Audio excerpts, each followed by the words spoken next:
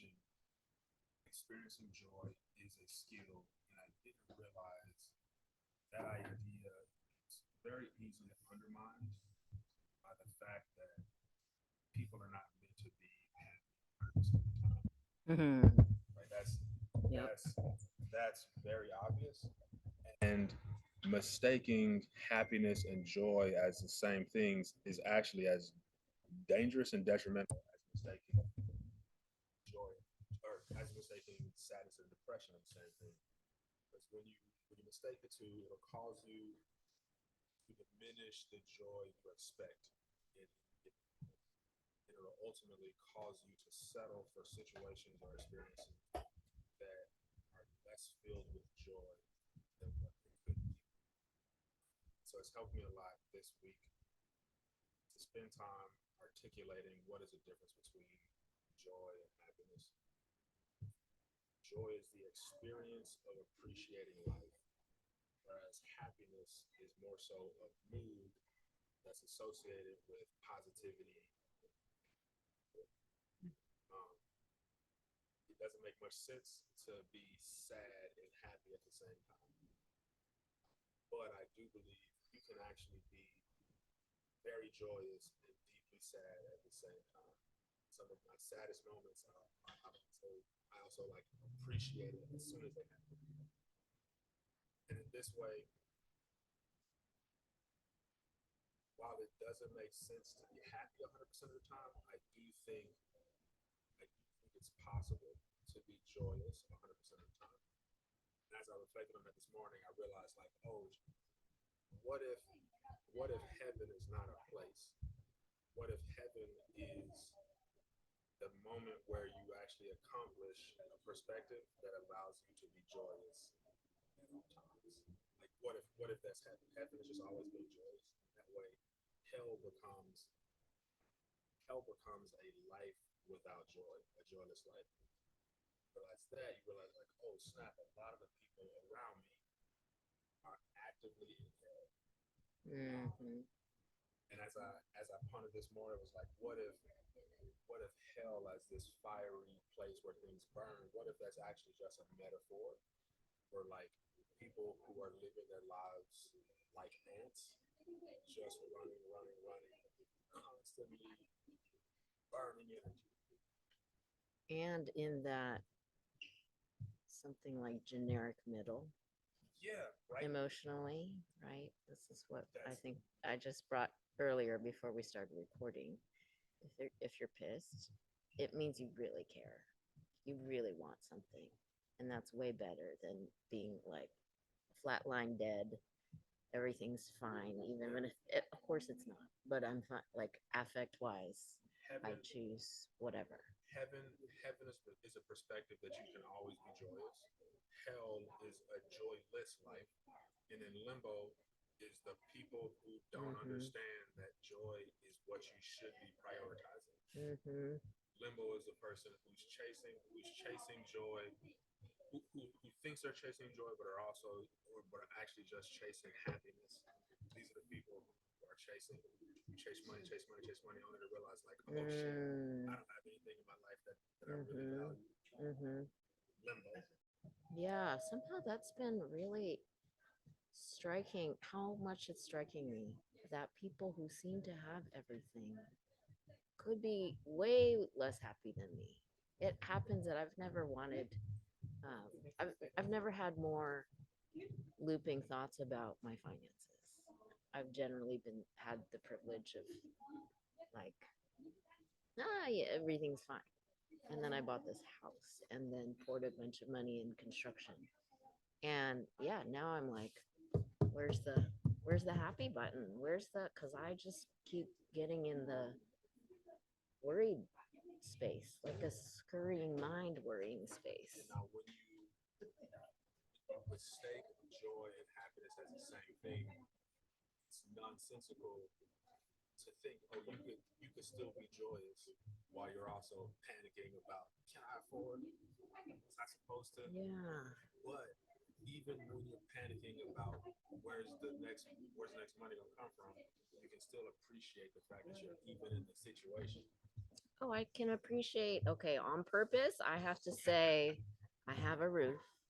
I wanted this house for decades, like on my own. If you include my marriage time, and I wanted my own damn house, let's say decades. But yeah, 10 years I wanted this, and I got it. It just hurts more than I thought it would. And the money didn't come. 2025 didn't happen the way I wanted it to, but it's still what I wanted, and it's still something I'm going to do great things with.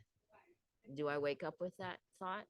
Do I have it when I go to bed at night and think about what I didn't create to make more or get people to say yes to me? No, I'm in that like Gollum kind of space.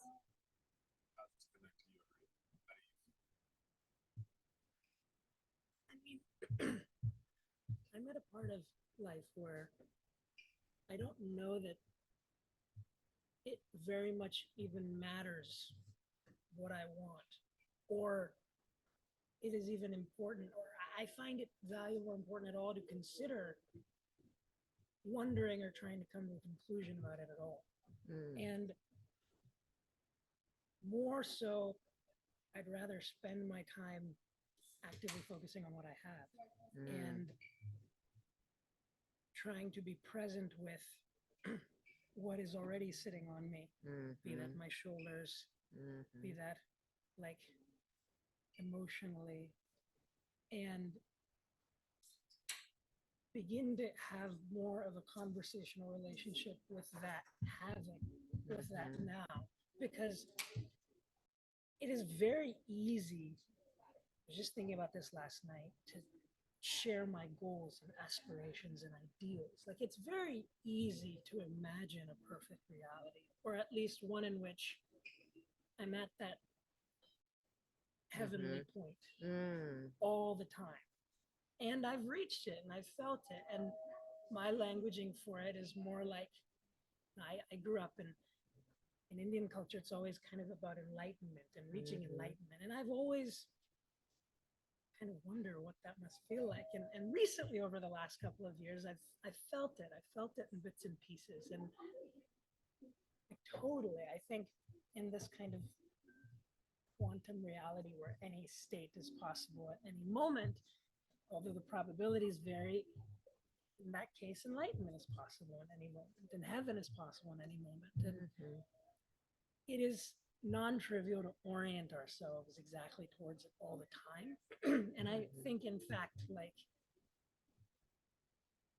ironically, enlightenment is probably found in my sphere, not necessarily when I've reached a point of being joyous all the time, but when I've lost needing to differentiate between emotion, needing to decide or externalize or put into words what I'm feeling or what I want. In fact, can I get to a point where I just can simply let go and accept what I know, and more importantly, what I will never know, and and be with it for a while. I think that is in my kind of space of life right now, in this more kind of tragedy centered one. mm-hmm. I don't know that I'm very interested in finding the light at the end of the tunnel.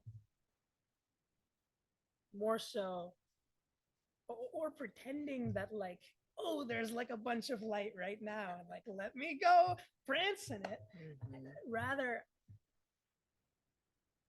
I can see a light, but the tunnel's long, and I'm tired of pretending like it isn't. In fact, sometimes shit goes down so much that it's very difficult to do so.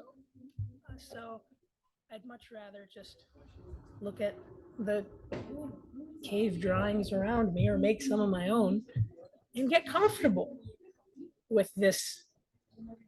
the, the way I interpret that, like the way you explain, look at cave drawings. That's like I think of that as the taking the moment to appreciate life as it is right now, recognizing I'm sitting a long time, so appreciate the drawings as they are. As you talk, this new thought came of like, what if enlightenment is the realization that I could be joyous. I could be joyous anytime I choose to. Like I think Hmm. like learning it's one thing. It's one thing to have that. It's one thing to say those words. But like enlightenment is like actually living that life. Realizing I could be joyous at any moment, and then actually doing that. But not in that pretend way that Not you yet. said, Yeah, faking, pasting a smile. yeah. Not in the pretend way. Like I I frequently me and my youngest son Hendrix we butt heads all the time, and in those moments, like I oftentimes still remember like you know what you being angry is proof that like he is healing. He's healing you in one way or another. Mm. Or at Yeah. least he's opening the door for you to grow in a way Hmm. that you were currently not complete. Hmm. Yeah, and so in that moment, it's not like I'm not faking. I'm Hmm. not faking gratitude, Yeah. right? I'm shit. I might not even smile. I probably don't smile. Yeah, I was but gonna say, are you like, thank you, I love this? not at Yeah. all. But Yeah. it's instead like the moment I realize it, my voice softens a little bit. The the aggression or anger or general like negativity reduces substantially, and it allows me to instead be instead of like living out this old movie in my mind. It allows me to be who I need to be in the present moment. Mhm. Oftentimes, even if that's a vastly different person than I've been. The minute before movie. I mean, I picture higher self Evan coming online. Yeah. And I'll add, I have had similar moments with my youngest, my little brother. The other day, he's been taking this class called Tripping, Transpersonal Psychology, at Huh. his high school, and they go through all these frameworks and mental models for processing things. And I think I was complaining about something like, Mm. oh, the way that people meet you where they're at when you're in your worst places rather than meeting you where you're at and Mm. expecting and understanding that I can't always expect, but wishing Sure. I could It's get a that. it's a bump. And Yeah. and my brother told me, in class we learned that, is it threatening your survival? If it's not, then maybe it's not, and of course it makes total sense, and like cerebrally it's great, but in that moment I remember just being like, I want to what, punch you right what now. are you saying, Yeah. dude? Like, Yeah. it's my mom's survival. Like it's like it is inherently like sometimes I just want to complain, and I just want you to also be like, yeah, Sure. Yeah. they suck too, bro. Well, Freaking screw them. But then I realized, like, wait, what a gift. Because mm, all my life I've done the thing where he's saying something and I'll come up with some like older brother. quip thing. And Yeah. now he's doing it, and of course there's a little bit of that ego. But then I also soften up, and I'm like, and I've been getting better at this. I've been trying to be more conscious of thanking him, of saying, hey, don't let that outburst that I had 5 minutes ago dissuade you from sharing this, Mhm. because I appreciate it so Mhm. much. You have no idea, Mm, even if it might not show up in the beginning. yeah. How did he receive it? I think he was just kind of like, okay. But I mean, the I'm- meta is interesting, right? The meta Yeah. of pain, because your outburst gave him a like, right? Like, and then he has to go, am I in survival danger right now? Right? Like he has to receive what he served. Talking through this is like an explanation of what I mean of joy being a skill. Yeah. You taking the time to Yeah. to correct the wrong words that were previously in your mind, replacing like, you know what, this is actually that's a beautiful example of what I mean by joy being a skill Mm, and it mm. being possible to learn to be joyous even in the moments that you don't initially appreciate. So that means we can have joy when things are good and when they suck, right? We've put those whole giant buckets, Yep. both in the joy bucket for what's available. And so I'm always going to say, so how does this matter at work? Ah, Yep. and realize like in pretty much every job where people have to work together, Mhm. trust is important. It's really difficult to trust a person that's not confident. Uh, it's really difficult to be confident if you don't appreciate life. It's really difficult to be confident when it's been a long time since you had the experience of appreciating life. Whereas for me, the more I appreciate life and the more I appreciate my experiences, the easier it is for me to articulate why those experiences benefit me. And it's easier to understand how I might benefit somebody else. That allows me to show up at work with more confidence and makes it easier for people to trust me. We get to the good part of the conversation sooner. We solve problems sooner. Mhm. And in this way, like learning to be more joyous is akin to learning to be more confident. Or it's hard to be more confident until you learn to first be more joyous. If I could add then what brings joy and the confidence is some kind of trust in The universe. everything is for me. I think is how we got to this is great and this sucks leading to joy, right? Because it's somehow for me. Yeah. Your annoying little brother, your annoying youngest child, my annoying mortgage. We'll say challenging youngest child. Yeah. Challenging. And if I No, were, but in the moment, right? You're like, ew. Yeah. Right. That. Just that ouch. Yeah. go I ahead. was just gonna say, I'd flip it. I'd say your mortgage is annoying payee. My younger brother's annoying older brother. Your son's annoying father. Like it's all this. Like I really find that it's a graduation. Now I want to fight you. No, I'm just Like, kidding. I find No, that it's a it's- graduation from it's good and it sucks to it is.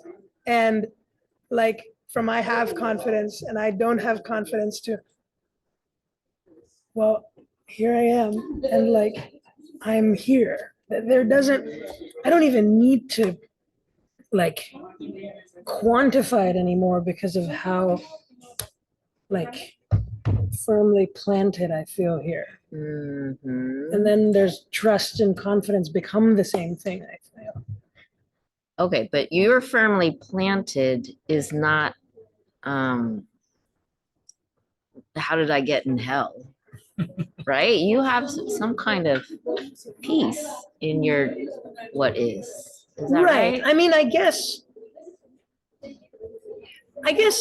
I have found that as I've learned more and tried to cerebralize things, I've had less and less words. So like trust and confidence and happy and sad and everything kind of ends up in like, do I have faith or do I not have faith? There you go.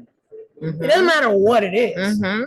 But it's because you did faith work. Like that was yesterday's course or something. Now you're like, I got it.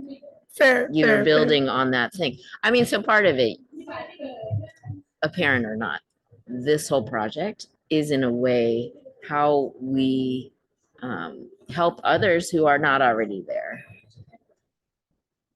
see what it looks like, feels like in a way that they can not just know it's possible, like, oh, Ariv got to that place. Ariv arrived. Yeah.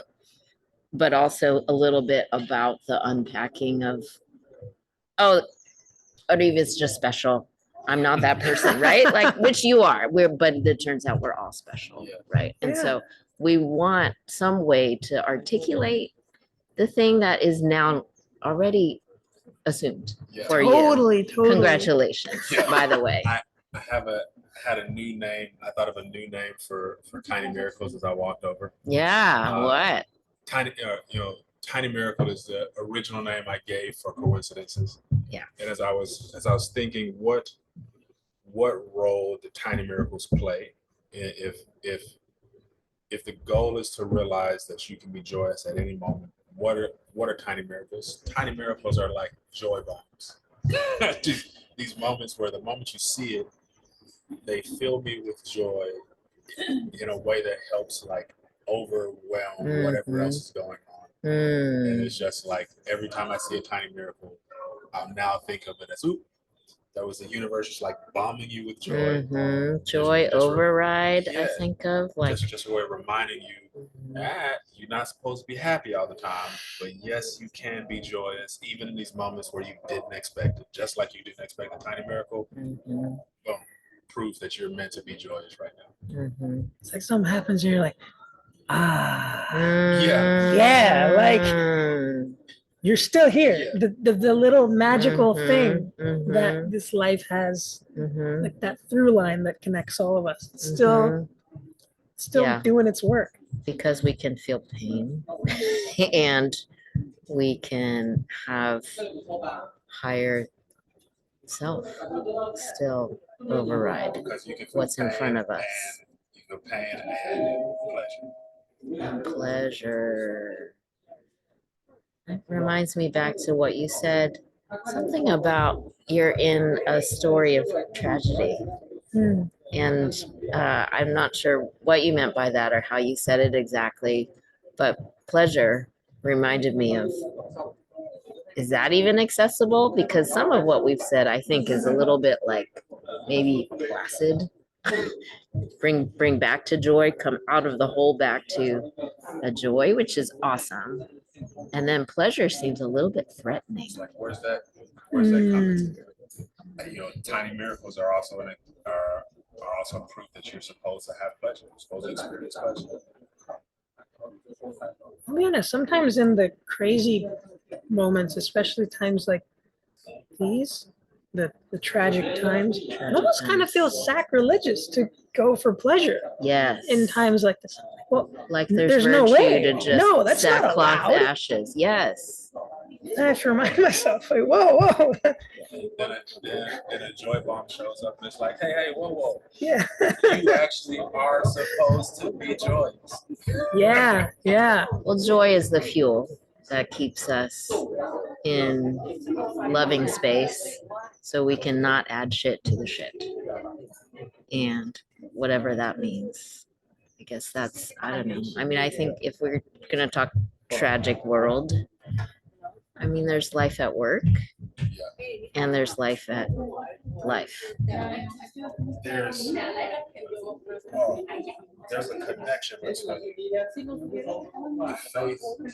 the faith and the faith and the understanding that things just are, and like your relationship with pleasure. Like you said, it's almost like it feels bad to chase pleasure or whatever, but like it can never be bad that something is pleasurable.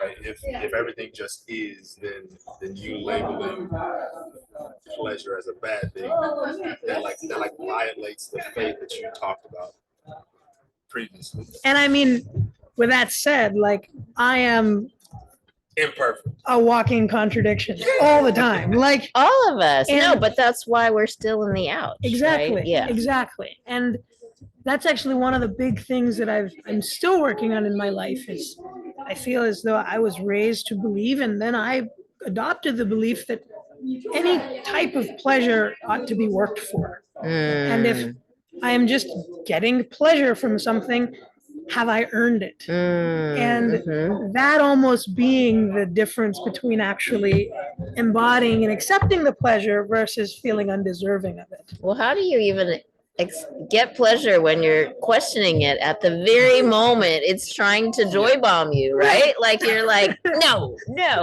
hold on. Let me interview you first before I let you in. And then it's just like, psh, gone. Right. Vaporized. Right. Yeah. Right. Yeah. So deserving. Sorry, go ahead. I think it's important that everybody recognize themselves as a walking contradiction. Sure. Because I'm sitting here talking about this idea that you can be joyous in any moment, knowing very well I completely forgot that this morning. But that's how we got here, Yeah, right? We yeah. walked in and said, "Oof, rough yes. start. How's it been? Oof." Yeah. Yeah. Walking contradiction. But that's the point of us talking at all, right? Because we're all trying to like lift in spite of or because of alongside each other. I think being a walking contradiction is kind of the point. Whereas, there's so many people who try not to be that contradiction, not realizing like that might be worse than anything The else. work of suppressing and pretending is exhausting. And then we're back to maybe something different than confidence at work. Something like, this is what it is. And I wonder back again to what you said. It is. The detriment of settling. Like you've been around that person that's like, I'm never going to get promoted. It's never going to be any better. I'm just going to keep doing the same thing. Like, nobody wants to work with him. Wet blanket, you're. Yeah, like the wet blankets in conference rooms, wet blankets in marriages, in so many different spaces. People who just settle and stop Wanting. stop expecting, stop expecting. That's where like the semantics get interesting for me, because there does seem to be a difference between settling and letting go. Yes, this is what I wanted to ask you earlier. It just is. And also, how is that not just like no bones, like whatever, take me wherever? Exactly. Yeah, there's a difference, because settling is something I freak out about all the time. And I think the difference between settling and letting go is settling is this unconscious kind of thing that happens and just kind of like, okay, hands out. And letting go is a lot more of an intentional practice that isn't necessarily consistent and very much like needs to be practiced intentionally, regularly. On the way to the thing that you still want. Because want, desire, hope, like I've chatted with my friends about this a lot. Sometimes in spaces of kind of more material, let's look at work and let's look at life, right? Let's say work is like purely materialistic gain and life is purely spiritual gain, just for the sake of this kind of conversation. It's very hard to then commingle those two things perfectly. It almost seems like in one space, it's very hard to have the other. And in the other space, it's hard to have one. Like sometimes I go and I hang out with my spiritual folk, and I wonder, am I even allowed to have goals here? Where are the spiritual folk? They need to come right here. Get them, yeah. And then other times I'm here and I wonder, well, am I allowed to let go of things? Am I allowed to question This things? is why this conversation on Apple, not campus, is revolutionary. We're trying to cross the streams. Right. And we know that, really, don't we know that they are one, right? Because we're one, right? We're the same body. The what is, I'm here right now, wherever you go. I used to be like, I want to talk about business and also activism. And now I'm like, ooh, it's all like highest self-love everywhere you go. And those ripples are all important. And yet, geographically, they have places, and some are more community collective. Nothing in reality exists if not because somebody desired it. So with that in mind, I think desire is actually deeply important. And to not, I think part of being human is to desire. Like the one thing that sets humans aside from other animals is that we have the agency to change the nature of our reality. Like a fish just can't up and decide, you know what, I want to live in a different pond today. Whereas we have the ability to change the nature of our reality, and it starts with desire. Mm. And like to not have desire is to ultimately not be human. And desire is like spirit expressing itself through you. Definitely. And being able to let go of current understanding, your current expectations, and move towards something new that you've never seen before. That is, I think, that's the most important thing a person can do. If I can add, this is what kind of where I find myself. You supposed to argue, right? Yeah, you adding is quite exciting. Well, I mean, that's where I find myself disagreeing with what I like growing up learned was kind of like the Buddhist idea of having no attachment. Mhm. I like really wanted to do that shit. I was like, yeah, no attachment, none of that bullshit. I'm gonna be great. I love my shirt. And I've had moments, little moments where I've kind of phased into that spot of whoa, no strings. There are no strings binding me to anything. Mm. But it's tremendously boring. Like it's like you're The Walking Dead. When all of a sudden you've let go, and I mean, this happened over this last year when my mom was sick and I couldn't do anything about it. There was a moment where I kind of was just like, shit. And I couldn't touch and become a part of anything. I became like this in a bubble. But it's not actually a very exciting bubble. In fact, I'd much rather choose attachment and choose desire and choose wanting, because the striving for it and the process of like even not having things and like being like, yeah, I don't have something and I want something. You were like, yeah, let's go there. You wanted to be more in that space? I mean, that's actually, I meant to kind of touch on that earlier, which is I'm learning when it comes to the tunnel, I'm learning to respect and actually appreciate the crappy places more than ever. Yeah. And like, am I depressed?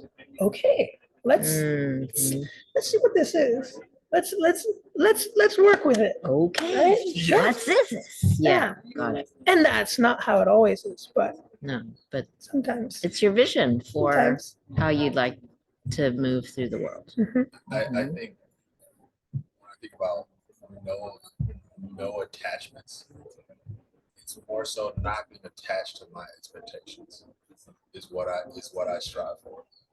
And it's like I think you can relinquish your attachment to your expectations while still having desires.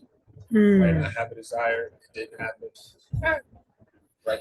Not having attachments, didn't have to say, well, I still desire it. Or I still desire something new. Yeah. Did I say this last week? Because this has been on my mind, where the way I'm trying it is practicing almost like, here's the desire prayer. How is this going to happen? I would like to no longer worry about my mortgage getting easily covered, along with all, not just a little bit, but a lot. I wonder how that's going to happen. I don't know. Like a little bit the fool, right? Yeah. The fool of like, I don't know. Like, but isn't it kind of exciting to just, it'll unfold the way it unfolds. Learning to see tiny miracles makes it easier to not be threatened by the moments where you say, I don't know. Yeah. Yeah. I have no idea. It makes it easier to say I don't know with a smile on your face. You're like, I have no idea, but I also can't explain the tiny miracle I saw 10 minutes ago, but it happened. So I'm gonna keep chasing this dream until it happens. And that's the thing, right? The bigger that box of joy bombs gets on your counter, you can look to them and be like, those happen. Yeah. I'm not forgetting them. Every next one. Oh, and I was thinking of the size of one joy bomb, even, right? Like if we dare to dream bigger. And this gets back to the like desire without attachment, like, and allowing there to be pleasure.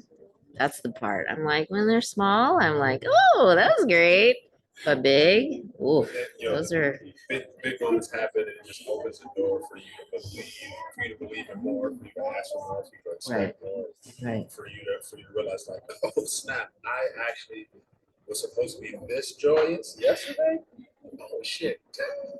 This was all available Yeah, the whole how time. am I Yeah. gonna be this joyous tomorrow? Mm-hmm.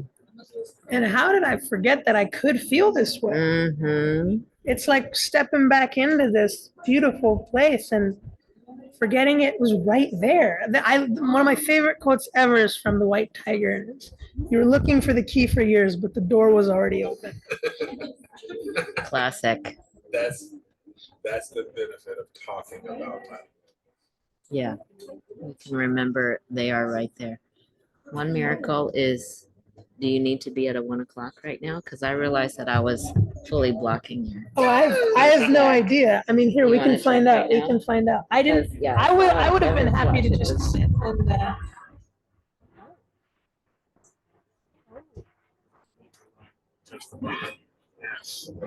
Love my manager. Love him.